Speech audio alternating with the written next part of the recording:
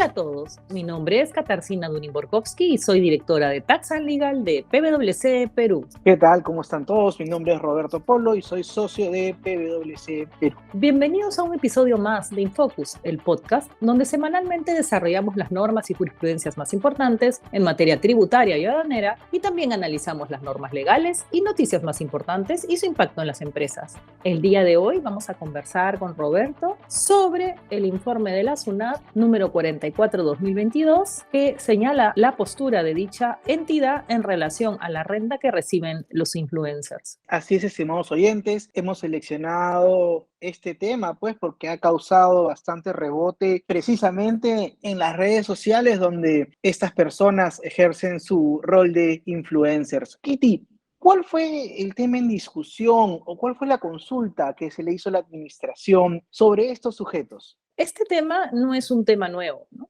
Existen ya resoluciones del Tribunal Fiscal en los cuales se pronuncian en relación a cuál es el tipo de renta que reciben estas personas. En buena cuenta se discutía en este informe si las rentas que generaban eran rentas empresariales o eran rentas producto del trabajo, es decir, rentas de cuarta categoría o rentas de tercera categoría. Y eso, Kitty, naturalmente implica una mayor o menor carga impositiva de estas personas, porque sabemos que los individuos que generan rentas de cuarta tienen una escala impositiva que va desde el 8% hasta el 30%, con un tramo inafecto de 7 UITs y la posibilidad de pedir al fisco 3 UITs adicionales.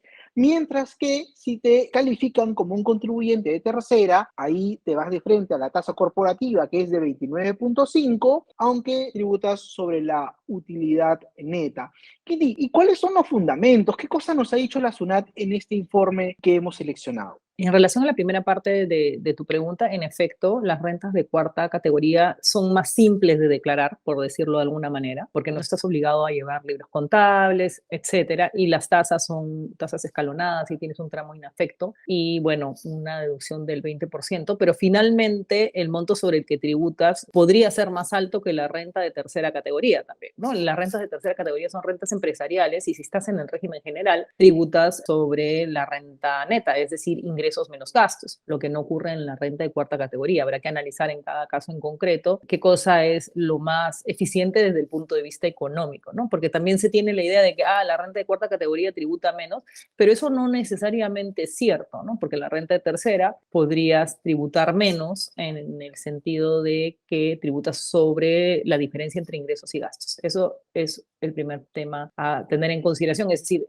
no podemos decir como una afirmación absoluta que los generadores de renta de cuarta categoría tributan menos que las rentas de tercera categoría. Ese es un primer punto. ¿Qué cosa concluyó el informe? En buena cuenta que lo que reciben los influencers, al ser una combinación de capital y trabajo, califican como rentas empresariales, como rentas de tercera categoría, que si el influencer se coloca en el régimen general, tributará 29.5 sobre la utilidad que obtenga, es decir, ingresos menos gastos, y bueno, adicionalmente estarán grabados con el IGB. Kitty, para soportar la administración esa conclusión, toma algunos conceptos o algunas cuestiones prácticas de la labor que desarrollan estos denominados influencers, como utilizar plataformas, aplicativos, incluso crear contenido digital para cobrar por la publicidad que generan a través de estos medios. Y en esa línea es que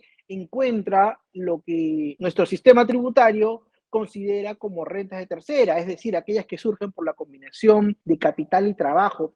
Sobre esta tesis que plantea la SUNAT, ¿qué opinión tienes tú? Desde mi punto de vista, lo que reciben los influencers en la mayoría de los casos es renta de tercera categoría, es renta empresarial, ¿no? Yo sé que puedo ser no popular con esta afirmación, pero creo que en la mayoría de los casos ellos combinan capital y trabajo. Evidentemente hay también algunos influencers que podrían estar desarrollando su profesión, probablemente influencers que tal vez no tengan la cantidad de seguidores que tienen aquellos que sí arman toda una estructura. Y no es que por la cantidad de seguidores y quiero que quede claro, no es que por la cantidad de seguidores es renta de tercera o de cuarta, sino es cómo desarrollan su labor, ¿no? Si uno ve ciertos artistas o ciertos influencers, pues tienen todo un elenco detrás suyo trabajando para ellos con la finalidad de conseguir más seguidores, ¿no?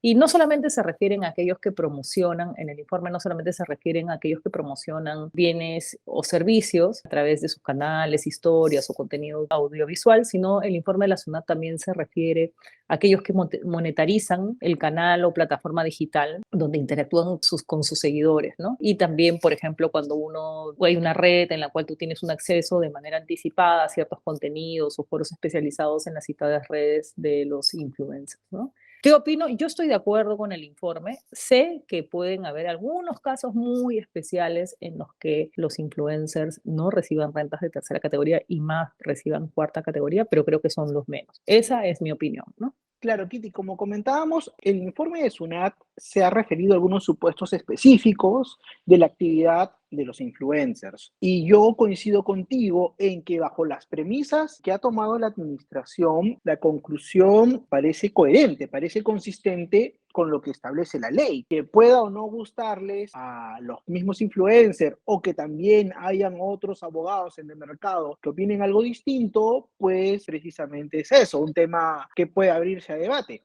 En esta ocasión, de nuestro lado por lo menos, y aquí hablamos a título personal tú y yo, estamos en línea con lo que ha dicho la administración. Sí, yo creería que en todos los supuestos en los que la administración tributaria se refiere en este informe, sí es renta de tercera categoría. Podrían haber casos, valga la repetición, que no están incluidos en este informe, en los que la renta sería de cuarta categoría, pero en la mayoría de los casos, los influencers son renta de tercera y en los casos que expone la administración tributaria, definitivamente son rentas de tercera categoría porque mezclan capital y trabajo. Has dicho algunos puntos bien importantes, Kitty. Por ejemplo, el hecho de que tengas determinada cantidad de seguidores no te hace pertenecer a una categoría u otra. El presupuesto, de hecho, para que haya, digamos, un impuesto que pagar, naturalmente es que haya una ganancia. A título de broma, yo te decía hace un rato, Kitty, tú eres influencer, tienes una cantidad de seguidores que ya muchos otros quisieran, pero sin embargo tú no monetarizas o, digamos, no generas rentas a través de tus redes,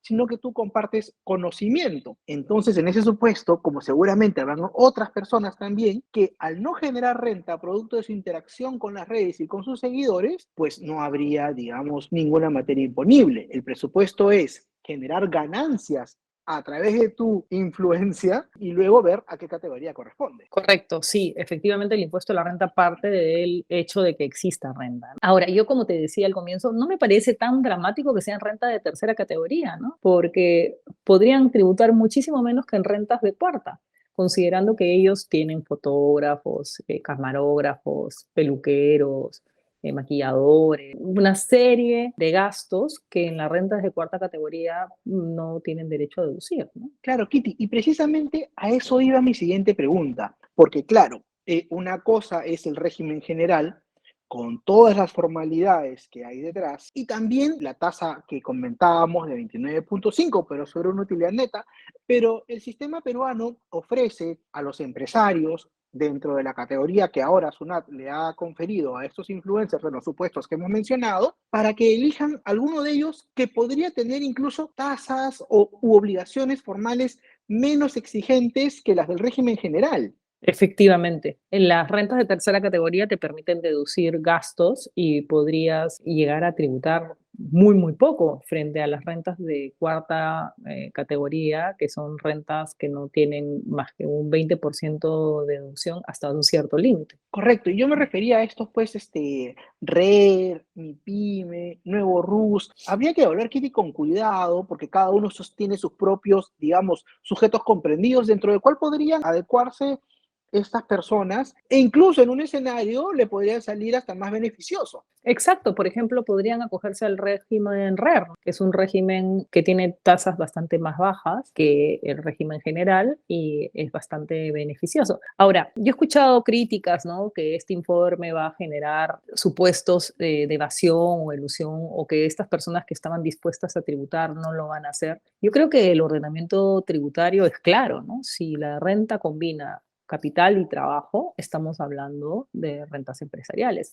Y en efecto, el contribuyente, como tú acabas de decir, tiene las diferentes posibilidades de acogerse a diferentes regímenes. No, no es que hayan muchos, como tú bien has dicho, hay el régimen general, que es 29.5 sobre la utilidad, hay el régimen especial de renta, hay el régimen MIPE, en los cuales estos sujetos deberían pues inscribirse en alguno de ellos y tributar en la medida que están generando rentas. Correcto, Kitty. Entonces, a ver, para ir sintetizando, la SUNAT ha confirmado su posición institucional en el sentido que los influencers, en los casos que he analizado, generan renta de tercera categoría, pues combinan capital y trabajo. Ahora bien, no hay que ir, digamos, muy lejos para que si ya concluimos que generan renta de tercera, también serán sujetos a efectos al IGB. Efectivamente, porque están prestando en muchos casos servicios, ¿no? Los servicios de publicidad, Correcto.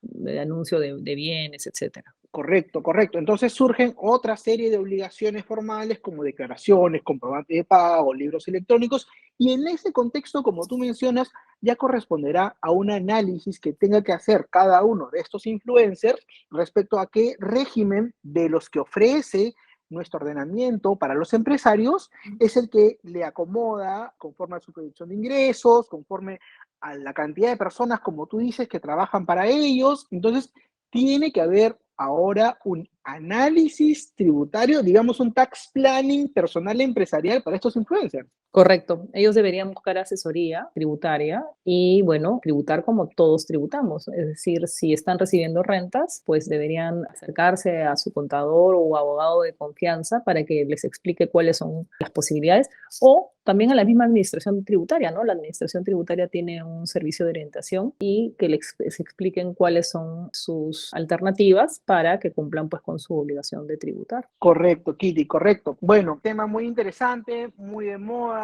Solo precisar, Roberto, como conversábamos al inicio, que esto no es un pronunciamiento nuevo, ¿no? Si bien es cierto, ha tenido mucho rebote en las redes, no es una posición nueva de nuestros entes administradores, ¿no? El Tribunal Fiscal ya se ha pronunciado, como bien me comentabas, en el caso de un corredor de auto que publicitaba en su auto ciertas marcas. Ciertamente esto no está dado dentro del marco de la economía digital, pero ya la administración tributaria decía que eso era renta de tercera categoría, ¿no? Eso es como un antecedente.